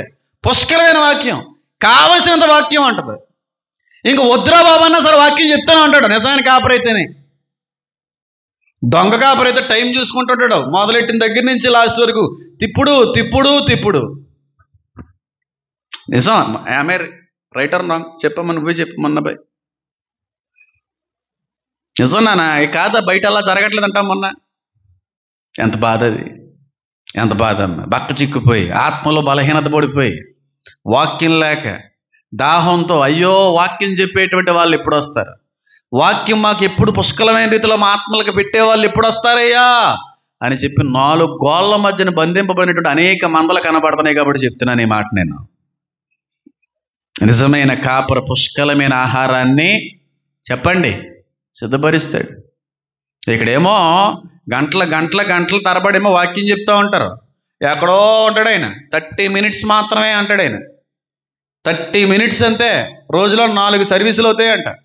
ఎందుకులే చెప్తున్నాను, ఒక చోట జరిగింది మీ దగ్గర పంచుకోవడానికి ఇష్టపడుతున్నాను అంతే. అంత దారుణంగా ఉంటారు విశ్వాసులని. తప్పమ్మా. నేను ఎప్పుడో మాట అంటాను చూడండి, బయట నుంచి ఎంతమంది కానుకలు పంపించినా తీసుకోను. నేను గూగుల్ పే, ఫోన్పే నెంబర్లు తీసేసాను. మీ సేవకులకి ఇవ్వండి, మీ పాస్టర్లకు ఇవ్వండి, నాకు ఇవ్వడం ఏంటరా, సిగ్గు లేదట్రా అని తిడతాను నేను. మగవాళ్ళని అయితే, ఆడపిల్లలు అయితే వద్దమ్మా అని చెప్పి వదిలేస్తాను. నేను విన్నాను, బాధపడ్డాను నేను. ఒక ఆవిడ గవర్నమెంట్ టీచరు, రిటైర్డ్ అయ్యింది. రిటైర్డ్ అయ్యే సమయానికి ఏదో వద్దంట కదా, ఎంత ఏదో డబ్బులు ఒక 50 లక్షలు 60 లక్షలు వస్తాయంట కదండి. అవి వచ్చినాయి. వచ్చిన అంటే అందులో 10వ భాగం తీసింది. 60 లక్షలకి 10వ భాగం ఎంత ఎంత 6 లక్షలు. ఎవరు చెప్పారు? నాన్నగారు వ్యాపార బుద్ధి ఇంకా మానలేదు మీరు. 6 లక్షలు చూసి ఎంతకాలం అయిందండి? దశాబ్దాలు అయిపోయిందా? అది పరిస్థితి. 6 లక్షలు ఆ పెన్షన్లో 6 లక్షలు దశంభాగం తీసి, ఏ చోట అయితే వాక్యం చెప్తున్నారో పాస్టర్ గారి దగ్గరికి వచ్చి, పాస్టర్ గారండి 60 లక్షల రూపాయలు రిటైర్డ్ అవుతే గవర్నమెంట్ వాళ్ళు ఇచ్చారండి, అందులో దశంభాగం తీసానండి, 6 లక్షల రూపాయలు సతీష్ కుమార్ గారికి పంపుదాం అనుకుంటున్నానండి అందండి. పాస్టర్ గారి దగ్గరికి వచ్చి, చాలా మంచి పని చేస్తాను, చెయ్యమ్మా తల్లి. సంఘ కాపరి, సంఘ సేవకుడు, ఆత్మకు నిరంతరమైన పోషణ ఇచ్చే వాక్యం చెప్పే ఆయన దగ్గరికి వచ్చి, దశంభాగం తీసి సతీష్ కుమార్ దగ్గర పంపుదాం అనుకుంటున్నాను పాస్టర్ గారు. ఎంత విలవెల్లాడిపోయి ఉంటుందో ప్రాణం. అలా ఉండకండి అమ్మా, అలా ఉండనివ్వకండి ఎవరిని. చేతులు జోడించి చెప్తున్నాను, నీ కాపరి మాత్రమే నీ కొరకు కన్నీళ్ళు పెడతాడు. నీ కాపరి మాత్రమే నీ కోసం ప్రార్థన చేస్తాడు. నీ కాపరి మాత్రమే నీకు పుష్కలమైన ఆహారాన్ని పెడతాడు. నీ కాపరిని చూసుకోవాలి నువ్వే. ఎంత బాధమ్మా, విన్నా మనకే నీరైపోలేదు గుండెకే. స్పాన్సర్షిప్ చేయాలండి అంటాడు ఆయన. ఎంత కమర్షియల్ అండి, ఎంత కమర్షియల్ అండి. చచ్చిపోతే సమాధి పెట్టి పంపిస్తావా? పుట్టినరోజు అయితే కేక్ పంపిస్తావా? వీళ్ళు అలా ఉన్నా పర్లేదా? 60 లక్షల రూపాయలు ఆ ఉద్యోగం చేసినంతకాలం ప్రార్థన చేసింది ఈ పాస్టర్ గారే.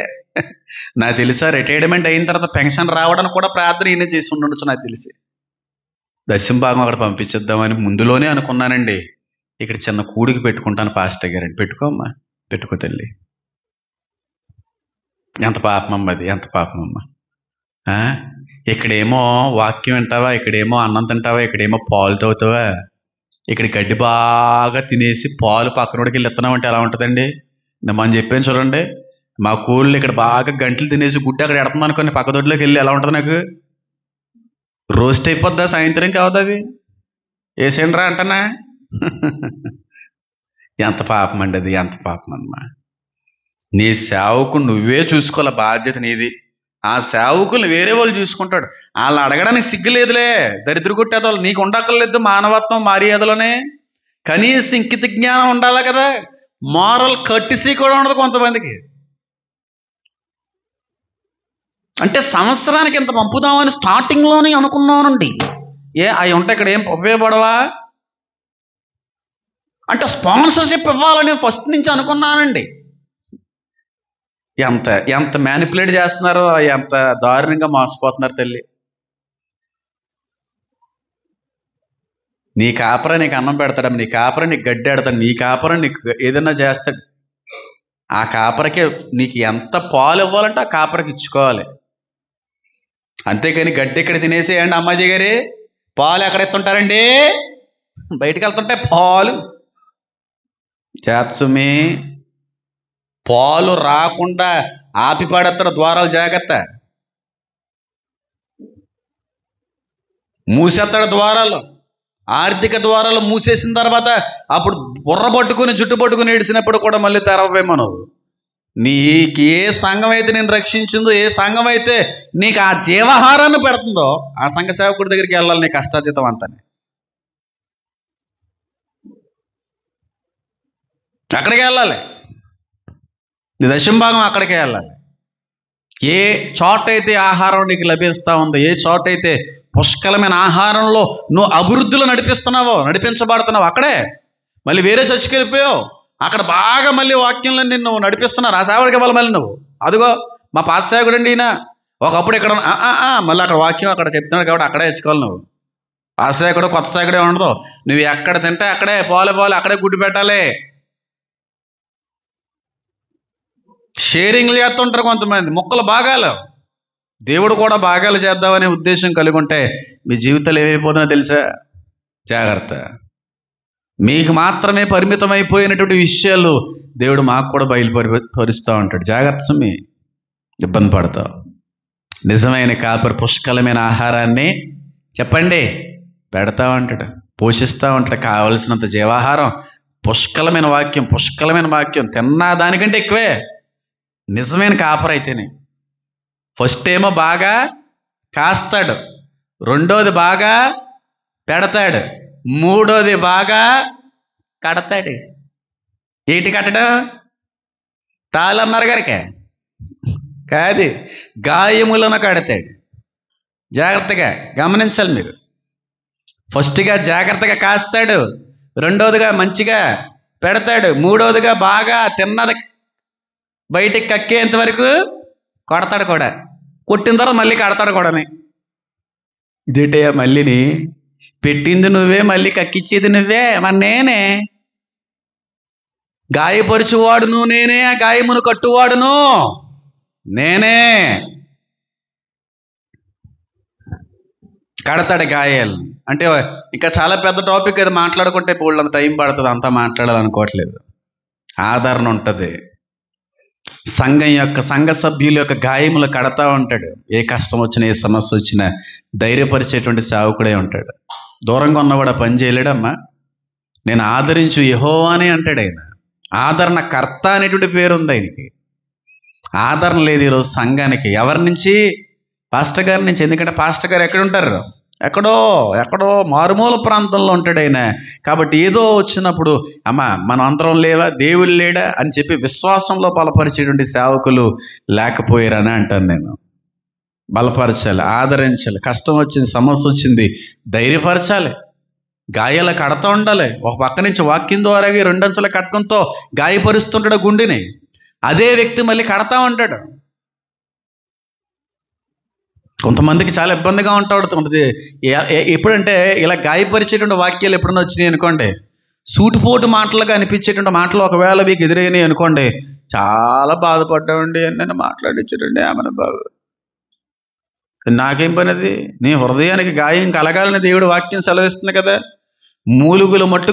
మూలుగులను విభజించు మట్టుకు వెళ్ళిపోతే వాక్యం అని ఉంది కదా. గాయపరిచేది ఆయనే కదా, కట్టేది మళ్ళీ ఆయనే. ఈ రోజున అలాంటి గాయాలు కట్టేటువంటి సేవకులు ఉన్నారంటారమ్మా? పట్టించుకునే సేవకులు ఉన్నారా? కష్టం వచ్చిందంటే నేనున్నాను, నేను లేనేటండి, మేము మమ్మల్ని చూసుకోవడానికి అనే మాట ధైర్యం ఇచ్చేటువంటి వాళ్ళు కూడా లేదు. ఎందుకంటే ఒకవేళ ఇస్తే అలాంటి పరిస్థితి వస్తే చెయ్యకపోతే మళ్ళీ ఇబ్బంది అని. ఆదరణ ఉంటుంది విశ్వాసులకి ఎప్పుడు కూడా నిజమైన సేవకుడి నుంచి. డైరెక్ట్గా చేతులతో ధన రూపంలో ఇచ్చేటువంటి సహాయ సహకారాలు లేకపోవచ్చు, కానీ మాట ధైర్యమైనా సరే ఇచ్చేటువంటి సేవకులు ఉంటారు. ధైర్యంగా ఉండండి అమ్మ, ఏం భయపడకండి, ఏం బాధపడకండి. ఇలాంటివన్నీ కూడా సహజసిద్ధమైనటువంటివే విశ్వాస యొక్క జీవితంలో. ఇప్పుడు ధైర్యంగా మనం ముందుకు వెళ్దాం. ఎన్నొచ్చినా సరే దేవుడు నిలబెడతాడు. మనం అందరం లేవా? మీ అందరం ప్రార్థన చేస్తాం. ఏమన్నా అవసరం ఉంటే ఫోన్ చేయండి. వీలైనంత వరకు సహాయం చేయడం కూడా ఇష్టపడు. ఈ ఆదరణ అనేటువంటిది లేదు. ఎక్కడో ఉంటారు కదా మరైనా. పారిపోయే సేవకులే. మన ఎక్కడో ఒరిస్సాలో ఎక్కడో ఈ ఉన్నాయి కదా మతోన్మాద సంస్థలు, చర్చిని తగలబెట్టడానికి వచ్చేసారంట. చర్చిని తగలబెట్టడానికి వాక్యం చెప్తున్నారు పాస్టర్ గారు వాక్యం చెప్తుంటే సంఘం అంతా అక్కడే కూర్చుంది. చుట్టుపక్కల ఉన్న డేరాలన్నీ లాగేశారు, లైటర్ పెట్టి వెలిగిచ్చేశారు. సంఘం మాత్రం చెదరలేదు, సంఘం మాత్రం బెదరలేదు, అలాగే కూర్చుంది. పాస్టర్ గారు మాత్రం పారిపోయారు. మీరు ఎలాగైపోతా నాకేందిరా బాబోయ్ అని చెప్పి వెనకాల నుంచి కారేసిపోయేటట్టు. అలాంటి భాషల్లో ఉంటారు. మంచి కాపరి తన గొర్రెల కోసం ఏం పెడతాడో ప్రాణం పెట్టాలి. ఏదొచ్చినా నిలబడాలి. అన్నిటికంటే కూడా ముందుండాలి. నేను లేనా అని అనాలి. కష్టం వస్తే నేను లేనా, సమస్య వస్తే నేను లేనా, శోధన వస్తే ప్రార్థించడానికి నేను లేనా, సాతాను నిన్ను తాకాలంటే నన్ను దాటి వెళ్ళాలని చెప్పగలిగే సేవకుడు ఉండాలి.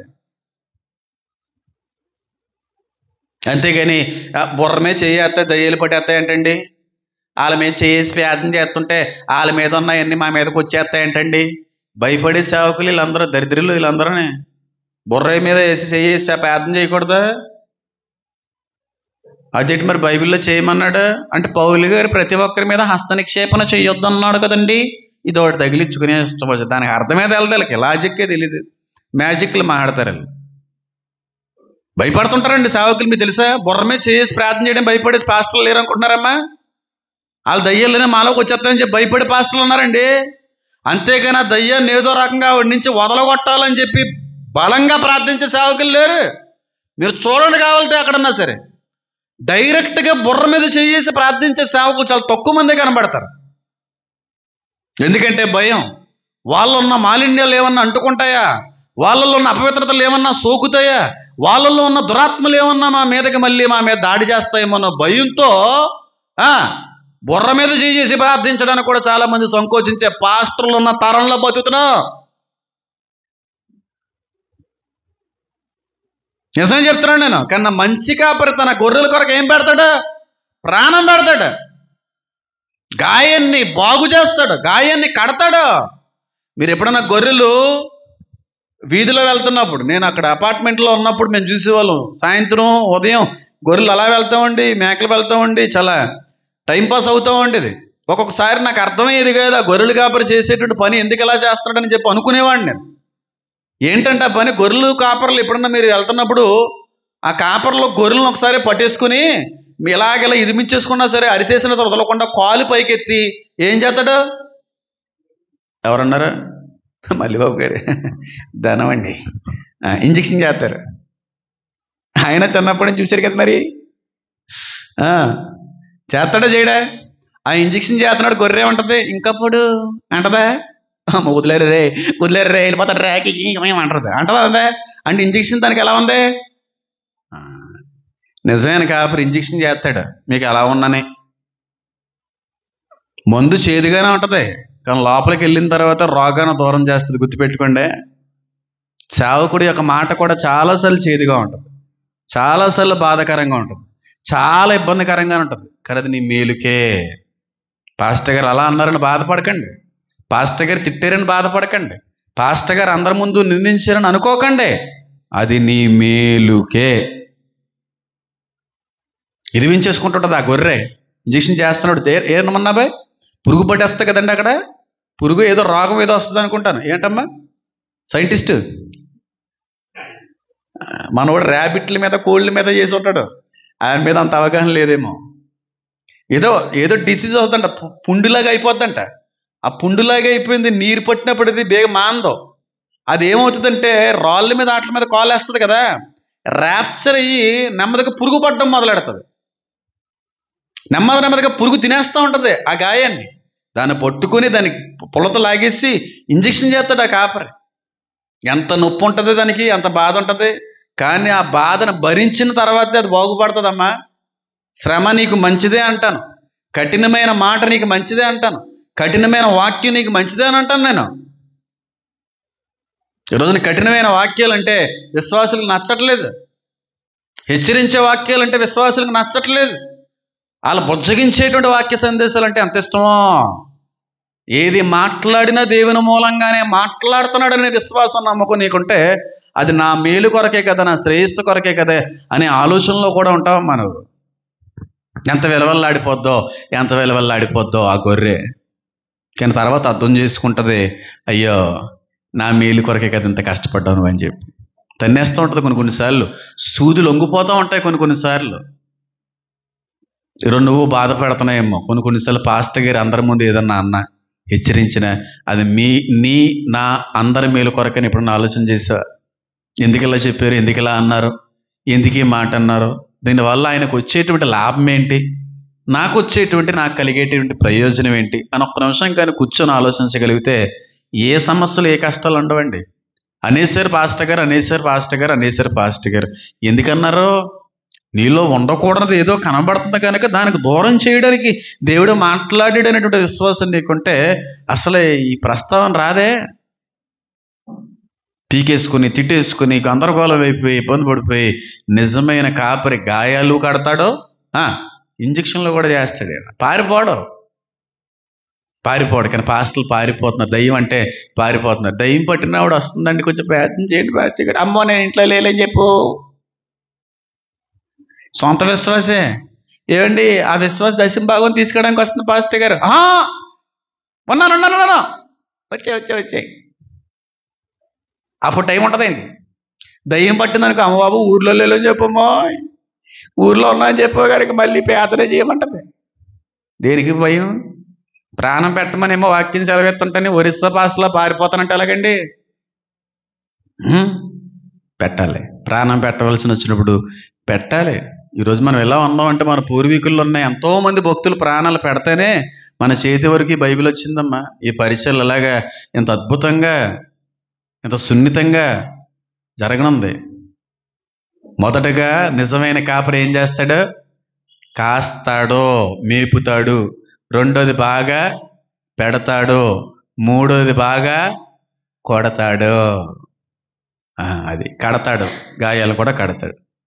ఈ మూడు ఉన్నవాడే నిజమైన కాపరి, దేవుని మూలంగా వచ్చిన కాపరి. మొదటగా ఎప్పుడు సంఘాన్ని పట్టించుకుంటారు, విశ్వాసాలను అందరినీ పట్టించుకుంటారు. ఏం చేస్తున్నారు, ఎలా ఉంటున్నారు, ఆత్మీయ పరిస్థితి ఉంది, ఇవన్నీ పరిశీలన ఎప్పుడు చేస్తూ ఉంటారు, మీరు తిట్టుకున్నా సరే. రెండవదిగా పుష్కలమైన అంటే ఇంకా సమయానితో సంబంధం లేకుండానే. ఓ 2 గంటలు చెప్పాను అనుకోండి, ఇప్పుడు అరగంట చెప్తే మీరు ఏమైనా కాదంటారా, తిడతారా? ఎందుకు చెప్పాలి, అవసరం అది. మూడవదిగా చక్కగా గాయములను, సమస్యల్లో గాయాలు కడతారు, వ్యాధి బాధల్లో గాయాలు కడతాడు, ఆదరణ ఇస్తాడు. పైగా వాక్యం ద్వారాగా కూడా ఆ గాయాలను ఏం చేస్తూ ఉంటాడు? ఈ మూడు ఉండాలి. ఈ మూడు లేవంటే ఆ వ్యక్తి నిజమైన సేవకుడు కాదు. సంపూర్ణమైన నడిపింపు ఉంటుంది నిజమైన సేవకుడికి. వాక్య నడిపింపు ఫుల్గా వెళ్ళిపోతుంటుంది. ఇంకా ఎంతసేపు ఇంకా బ్యాటరీలు ఉన్నా మైకులు వెళ్ళిపోవడమే. ఇంకా నాన్ స్టాప్, ఇంకా 45 నిమిషాలు 30 నిమిషాలు అని ఉండదు. దానికంటే ముందుగా ప్రతిదాన్ని గ్రహిస్తూ పర్యవేక్షిస్తూ ఉంటారు, సంఘాన్ని పట్టించుకుంటారు. అది మీకు బాధ కలిగించినప్పటికీ కూడా, ఎంతమందికి బాధ కలగలేదు? కొన్నిసార్లు వాళ్ళ పర్సనల్ విషయాల్లోకి వెళ్ళి సలహాలు ఇస్తే బాధపడిన వాళ్ళు లేరా? అదేంటి ఆ విషయాల్లో వాళ్ళకి ఎందుకండి? చదువులు కూడా ఆయన ఇష్టమైనటండి, పిల్లలు కూడా ఆయన ఇష్టమైనటండి అన్నవాళ్ళు కూడా ఉండే ఉంటారు. అప్పుడు అంటాడు ప్రధాన కాపరి, నా చిన్న కాపరి వదిలే, నేను వదిలేశాను. మూడోదిగా గాయాలు చక్కగా కడతాడు. గాయం చేస్తాడు, గాయం కడతాడు. మంచి ఆదరణ అనేటువంటిది సంఘానికి ఎప్పుడూ చెప్పాలి, ఉంటుంది. ఈ మూడు లేవంటే ఆ కాపరి ఎవరు కాదు, ఎక్కడి నుంచో వస్తాడండి, ఏదో ఊరిలో కాపరం ఉంటారండి, ఇక్కడికి వచ్చి సేవ చేస్తాడండి. అబ్బా, అన్ని వదిలేసుకుని ఆ మంద దగ్గరికి వచ్చేయాల, అది సేవ అంటేనే. అంతేగాని కాపురం అక్కడ చేసి సేవ ఇంకో చోట కాదు, మొత్తం వదిలేయాలి, మొత్తం పెట్టాలని అంతనే. ఇప్పుడు ఒకప్పుడు జరిగినటువంటి మిషనరీలు అందరూ వదిలేసి వచ్చారా, లేకపోతే ఇంగ్లాండ్లోనే ఉంటాను అప్పుడప్పుడు వచ్చి ఇక్కడ సేవ చేస్తానని అన్నదా? మదర్ తెరీసా అందా? ఏం చేసింది? దేశాన్ని వదిలేసి దేశం కానీ దేశానికి పోయింది. అది సేవ. గ్రామ్ స్టెయిన్స్ ఎక్కడో అమెరికాలో ఉంటాను, అప్పుడప్పుడు వచ్చి కాదు చచ్చిపోతాను, ఫ్యామిలీ మొత్తం వచ్చేసింది భారతదేశానికి, చచ్చిపోయాడు, కాల్ చేశారు జీపులేట్ ఒరిస్సాలో, భార్య ఒకతే బతికింది. అంతేగాని అక్కడ కాపురం ఉంటానండి, అప్పుడప్పుడు ఆదివారాలు వెళ్తుంటానండి మోటార్ సైకిల్ మీద, కారు మీద, బండి మీద, కానుకలు అట్టుకుపోతానండి. Waste philosophy. చాలా దగ్గరగా ఉండాలి. ఒకవేళ పరిస్థితులు అయితే కిలోమీటర్ల లెక్క చెప్పిన అంతంలో తప్ప అంతకంటే ఎక్కువ ఉండకూడదమ్మా. మీరు చూడండి, తాతయ్య గారు సంపాదించిన కట్టిన సంఘాలని చాలా దగ్గరగా ఉంటాయి, కుటుంబాన్ని చాలా, పరిచర్కి చాలా, ఆయన ఇంటికి చాలా దగ్గరగానే. ఒకవేళ ఏదన్నా సమస్య వచ్చిందనంటే వెంటనే వెళ్ళిపోగలిగారు, 10 నిమిషాలు వెళ్ళేలాగా.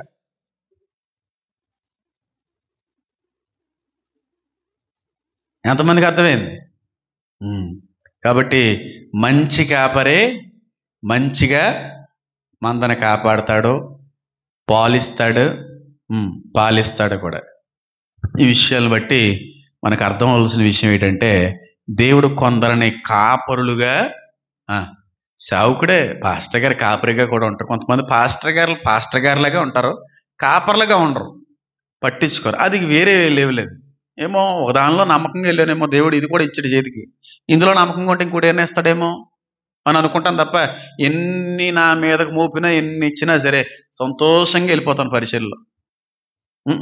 వద్దు బాబాయ్, మొయ్యలేకపోతున్నాను, చేయలేకపోతున్నాను అస్సలు అన్నం. ఓ ట్యాబ్లెట్ వేసుకున్నా వచ్చేసి ఇక్కడ కూర్చుంటాను తప్ప అసలు మూలైతే కూర్చోను అసలు. కళ్ళు మూసుకోండి, ప్రార్థన చేసుకుందాం.